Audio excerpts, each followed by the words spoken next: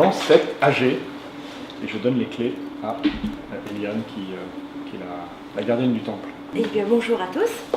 Alors, je vous propose donc de dérouler l'ordre du jour.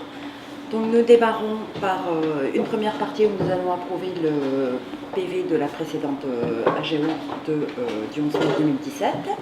Ensuite, l'approbation de l'ordre du jour et la partie la plus conséquente qui est la lecture des rapports. Je vous remercie d'avoir honoré votre présence lors de cette 23e Assemblée Générale. J'avoue que ça ne nous rajeunit pas, mais je ne les ai pas toutes faites, mais en tout cas, c'est pas mal.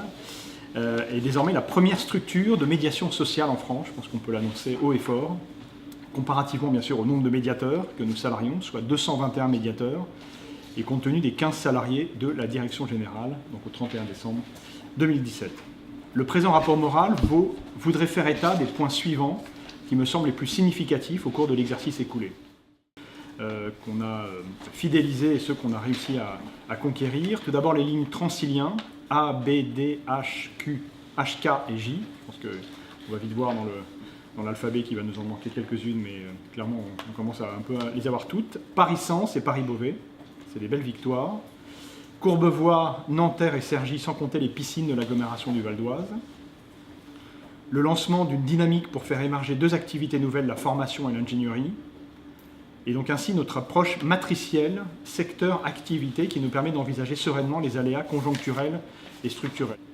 Au sujet de l'absentéisme des administrateurs, et pour y remédier, j'ai confié à Eliane Keguiner une mission qui consistait entre autres à rédiger un règlement intérieur pour compléter nos statuts, qui avait été poussé par, et je le remercie encore, Liliane.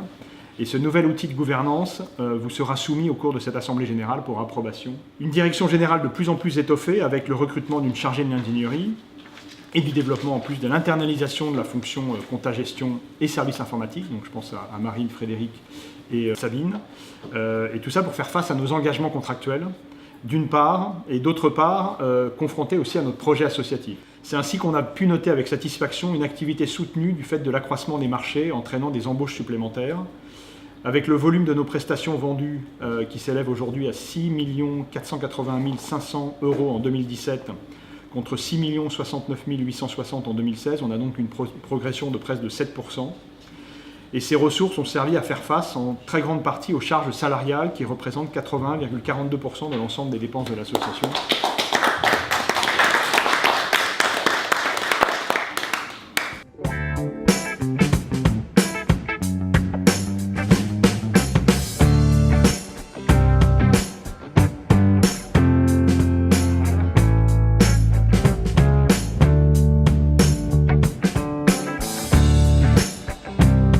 L'Assemblée générale vient donc se terminer et au cours de cette assemblée, j'ai donc été nommé trésorier. C'est un poste difficile, rigoureux. Je vais m'efforcer de le tenir avec toute l'efficacité et la rigueur nécessaire à ce type de poste. Après 8 ans de bons et loyaux services au sein de Proméville, j'ai décidé d'être adhérent au sein de l'association afin d'avoir un meilleur regard sur Proméville et les actions futures que nous allons mener tous ensemble. Bonjour à tous, on sort effectivement de cette 23e Assemblée Générale de Proméville. 23 c'est un chiffre conséquent et je vois malgré mes quelques années en tant que président qu'on continue toujours à s'efforcer en tout cas de regrouper autour de nous à la fois des professionnels internes et externes, la direction générale, le CA, les salariés. Aujourd'hui on a une volonté en tout cas au niveau de Proméville de se développer, que ce soit dans les différents secteurs et dans les différentes thématiques en tout cas de travail.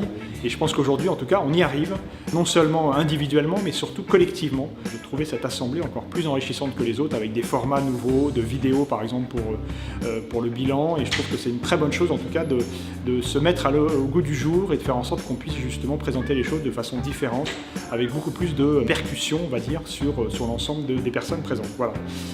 Écoutez, bonnes vacances à tous, à bientôt.